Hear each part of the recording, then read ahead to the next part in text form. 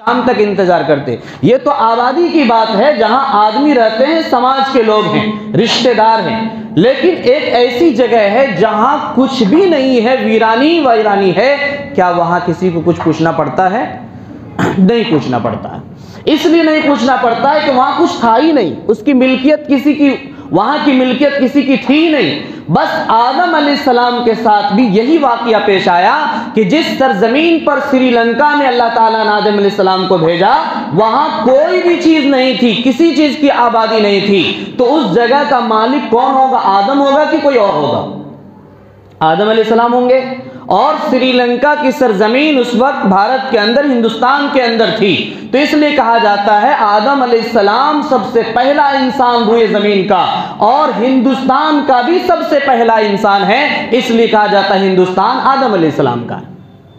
क्या कहा जाता है? हिंदुस्तान आदम अलैहिस्सलाम का। तो इसमें लफाजी करने की, इसमें बहस करने की, इसमें सियासत तेज करने की, इसमें हिंदू मुस्लिम की राइट कराने की और साजिशें कराने की कोई जरूरत ही नहीं।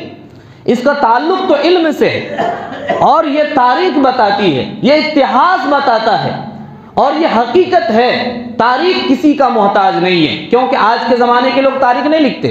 तारीख लिखने वाले तो बहुत पहले तारीख लिख के चले गए।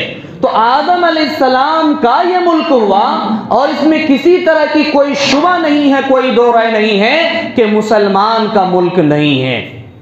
सबका मुल्क, जो जहां रहता वही का होता है, जो जहां रहता है उसी का मुल्क रहता है। एक गांव है, उसमें कोई हिंदू रहते हैं, मुसलमान रहते हैं, सिख रहते हैं, ईसाई रहते हैं। अब कोई ईसाई बोलेगा ये हमारा नहीं है, ये गांव हमारा नहीं है, या हिंदू बोलेगा ये गांव हमारा नहीं है, या मुसलमान कहेगा हमारा नहीं। जो जहां रहते हैं वो उसका ही होता है, किसी और की मिल्कियत नहीं होती। इसलिए ये हक जितना दूसरों को कहने का है कि हिंदुस्तान हमारा है, उतना ही हमको भी कहने का हक है कि हिंदुस्तान हमारा है।